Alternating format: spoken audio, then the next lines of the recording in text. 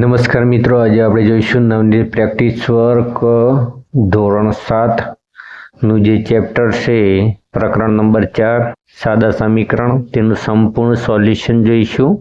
White કાગળ ઉપર દાખલાઓ ગણીને આપણે સોલ્યુશન કરીશું.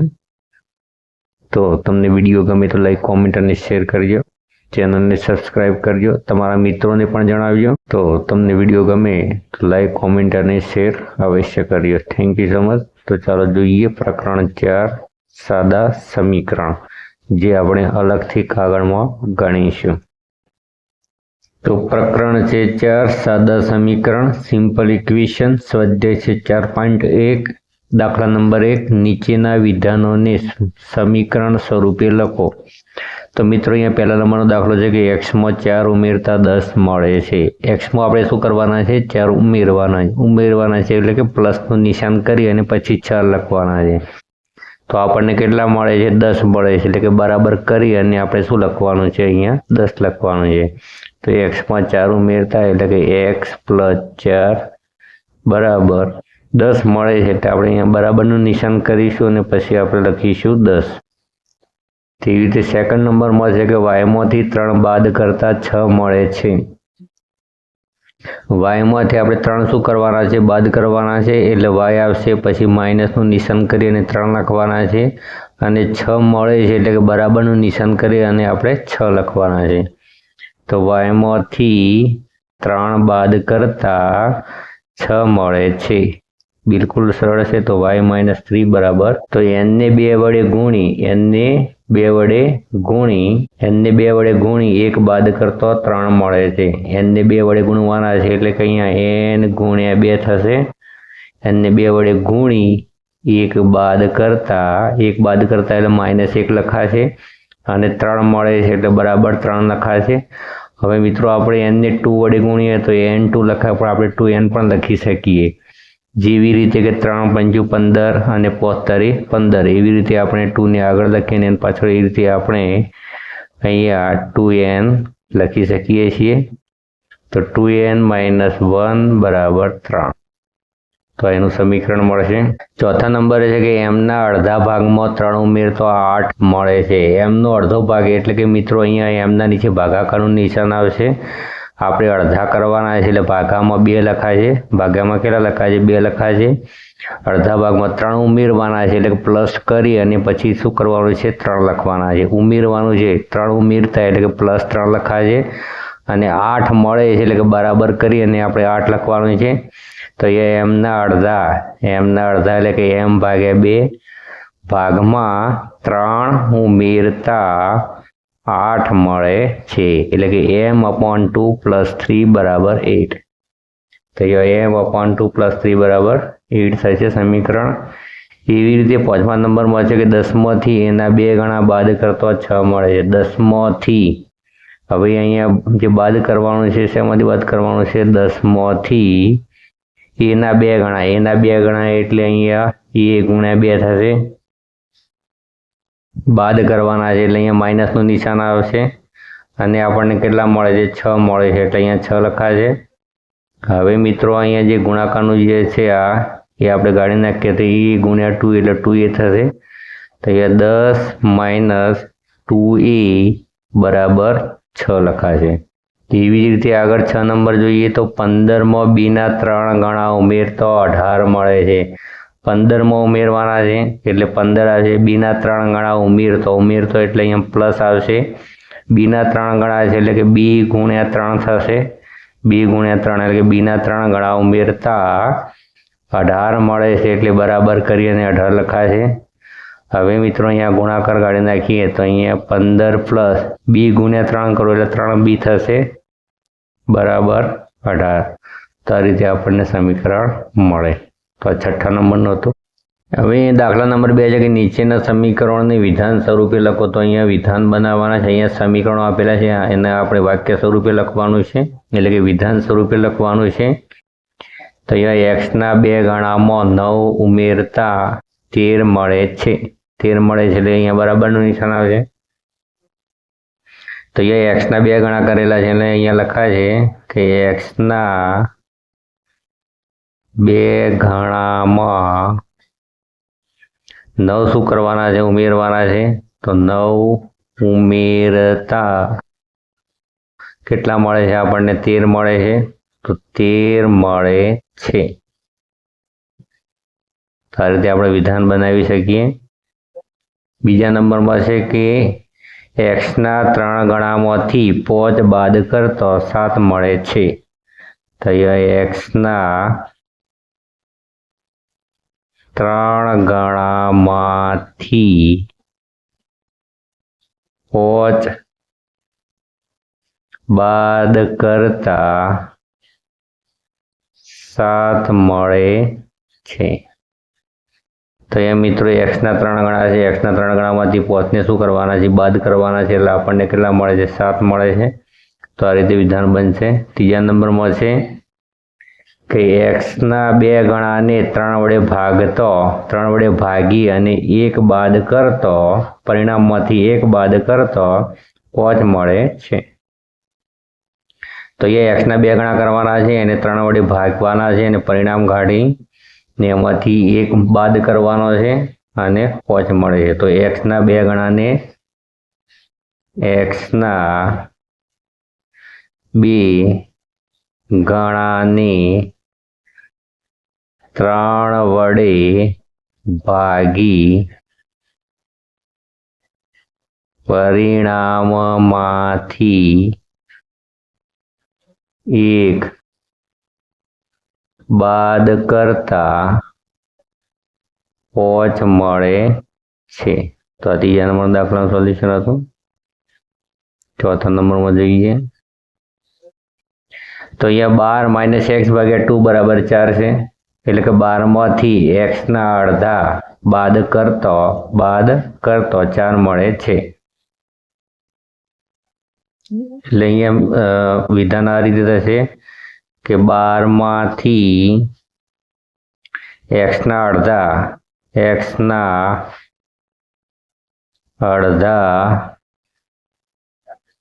બાદ કરતા 4 મળે છે. તો અહીંયા વિધાન થશે કે 12માંથી એક્સના અડધા બાદ કરતા 4 મળે છે. એવી રીતે પાંચમા નંબરમાં છે કે એક્સના 5 ગણામાંથી 1 બાદ કરતો 4 મળે છે. તો એક્સના 5 ગણામાંથી 1 બાદ કરતા 4 મળે છે. તો આ વિધાન આ રીતે બનાવી શકાય. તેવી રીતે છઠ્ઠા નંબરમાં તો 3માં એક્સના 2 ગણા ઉમેરતો 9 મળે છે. 3માં એક્સના 2 ગણા ઉમેરતો 9 મળે છે. તો 3માં એક્સના 2 ગણા ઉમેરતો 9 મળે છે. સાતમા નંબરમાં છે કે વાયના 2 ગણામાંથી 25 બાદ કરતો -5 મળે છે. તો અહીંયા વાયના 2 ગણામાંથી 25 બાદ કરતો -5 મળે છે. અને આઠમા નંબરમાં છે કે એનના 5મા ભાગમાં 5 ઉમેરતો 10 મળે છે. એનના 5મા ભાગમાં 5 ઉમેરતો 10 મળે છે. એનના 5મા ભાગમાં 5 ઉમેરતો 10 મળે છે. તો આઠમા નંબરનું વિધાન હતું. હવે દાખલા નંબર 3 જોઈશું. તો મિત્રો હવે દાખલા નંબર 3નું સોલ્યુશન જોઈશું. તો નીચેના સમીકરણો માટે આપેલી કિંમતનું સમાધાન થાય છે. તો અહીંયા 2x - 5 બરાબર 7 આપેલા છે. એમાં એક્સની જગ્યાએ કેટલા આપણે લખવાના છે? 6 લખવાના છે. તો એ એક્સની જગ્યાએ 6 લખી અને સમીકરણનું સમાધાન થાય છે કે નથી થતું તે આપણે જોવાનું છે. તો અહીંયા એક્સની જગ્યાએ આપણે કેટલા લખી દઈએ? 6 લખી દઈએ. તો 2x ની જગ્યાએ આપણે 6 લખીએ છીએ -5 બરાબર 7. તો અહીંયા 2 6 કેટલા થશે? 12 થશે. 12 - 5 બરાબર 7. 12 માંથી 5 નીકળી જશે એટલે 7 વધશે. 7 બરાબર 7. એટલે કે અહીંયા સમાધાન થાય છે.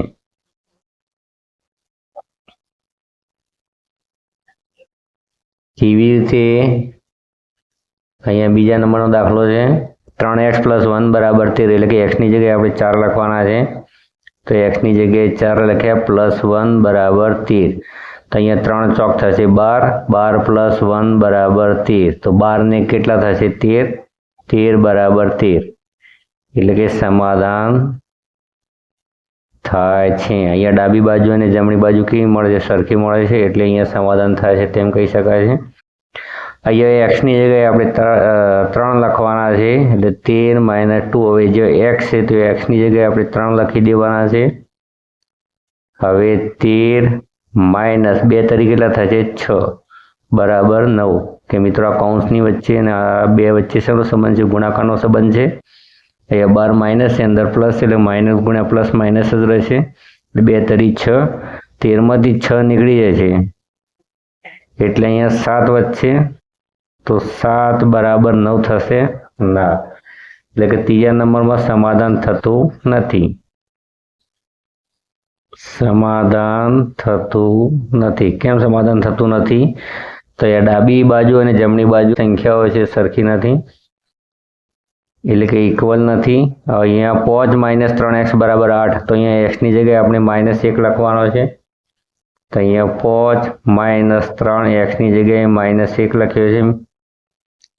હવે અહીંયા પણ માઇનસ અને અહીંયા પણ માઇનસ એટલે માઇનસ ગુણ્યા માઇનસ શું થઈ જશે? પ્લસ થઈ જશે. 3 × 3 બરાબર 8.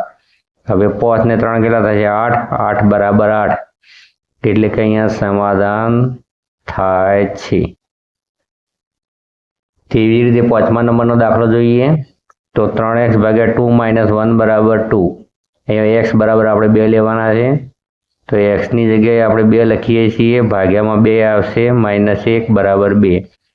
હવે 3 દુ થશે 6. 6 ભાગ્યા 2 -1 બરાબર 2. હવે 6 ને આપણે 2 ભાગીશું એટલે 2 તરી થશે 6. એટલે 3 - 1 બરાબર 2. 3 માંથી 1 નીકળી જશે એટલે 2 વધશે. 2 બરાબર 2. એટલે કે સમાધાન થાય છે. તો અહીંયા મિત્રો સરખું જ મળે છે. અહીંયા 5x / 4 + 1 બરાબર 11. તો અહીંયા x બરાબર 4 લેવાના છે. તો અહીંયા x ની જગ્યાએ આપણે 4 લખીએ છીએ. તો અહીંયા 5 ચોક થશે 20. 20 ભાગ્યા 4 + 1 બરાબર 11. 20 ને 4 એ ભાગીશું એટલે 4 × 5 = 20 થશે. એટલે 5 + 1 બરાબર 11. 5 માં 1 ઉમેરીશું એટલે 6 થશે. 6 અને 11 કેવા? સરખા નથી. એટલે સમાધાન થતું નથી. હવે 7મા નંબરમાં છે કે 8 - 2x બરાબર -4. અહીંયા x ની જગ્યાએ આપણે લખવાના છે 3. તો 8 - 2x ની જગ્યાએ આપણે 3 લખીએ. તો અહીંયા 8 - 2 તરી થશે 6 બરાબર -4. અહીંયા 8 માંથી 6 નીકળે છે એટલે વચ્ચે 2 તરી થશે 6. 8 માંથી 6 નીકળે છે એટલે 2 વચ્ચે 2 બરાબર -4. તો અહીંયા સરખી રકમ નથી. એટલે કે 7મા નંબરમાં સમાધાન થતું નથી. સમાધાન થતું નથી.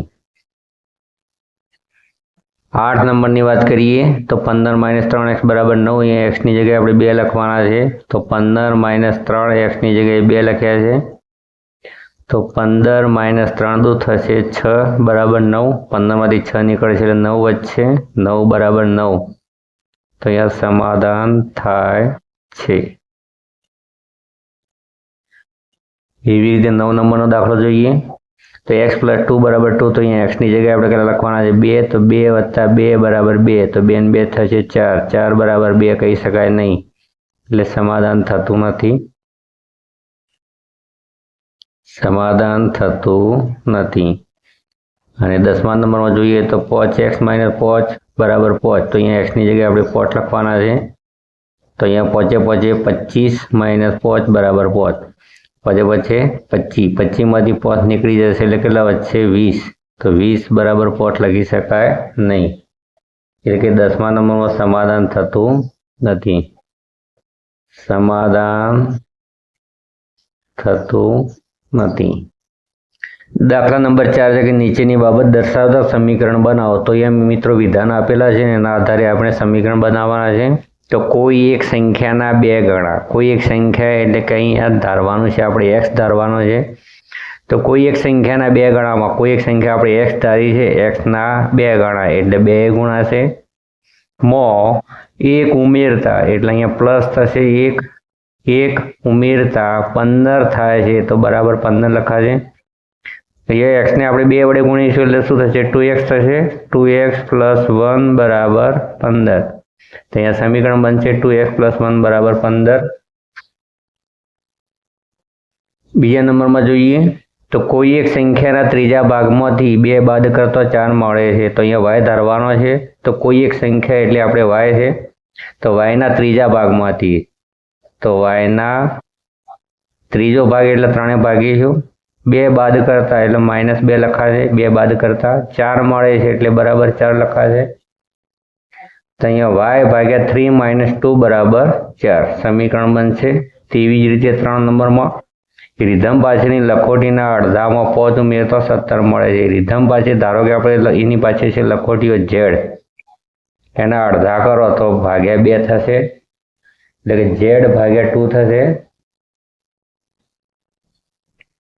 અડધામાં 5 ઉમેરતા એટલે કે અહીંયા +5 લખાય છે 17 મળે છે એટલે બરાબર 17 થશે બરાબર 17 તો z ભાગ્યા 2 + 5 બરાબર 17 તો એની પાસે જે લખોટી હતી એના અડધા કર્યા ને એમાં 5 ઉમેરે એટલે આપણને 17 મળે છે મારી ઉંમરના 5 ગણામાં મારી ઉંમર એટલે અહીંયા n ધરવાનું છે n ના 5 ગણા એટલે n ગુણ્યા 5 લખાશે 4 ઉમેરતો એટલે +4 લખાશે મારા પિતાની ઉંમર 34 મળે છે મારા પિતાની ઉંમર 34 મળે છે એટલે અહીંયા બરાબર 34 એની ઉંમર ધારેલી છે n એટલે કે n ના 5 ગણા એટલે અહીંયા 5n થશે n ના 5 ગણા એટલે 5n થશે 5n + 4 બરાબર 34 સમીકરણ બનશે એક સંખ્યાના 4 ગણામાંથી 13 બાદ કરતો 23 મળે છે અહીંયા m ધારવાનો છે એટલે કે એક સંખ્યાના 4 ગણા એટલે કે m ના 4 ગણા એટલે 4 ગુણાશે 13 બાદ કરતો એટલે બાદ 14 લખાશે 13 બાદ કરતા એટલે -13 લખાશે 27 મળે છે એટલે બરાબર 27 તો એમને આપણે 4 ગુણીશું એટલે 4m થશે -13 બરાબર 27 એક સંખ્યાના 4 ગણામાંથી 13 બાદ કરતા 27 મળે છે એટલે કે 4m - 13 બરાબર 27 તો આ સાથે મિત્રો અહીંયા 4.1 સ્વાધ્યાય પૂરું થાય છે તમને વિડીયો ગમે તો અવશ્ય લાઈક કોમેન્ટ શેર ચેનલને સબસ્ક્રાઈબ કરજો પ્રેક્ટિસ વર્ષના તમામ તમને વિડીયો મળતા રહેશે થેન્ક યુ સો મચ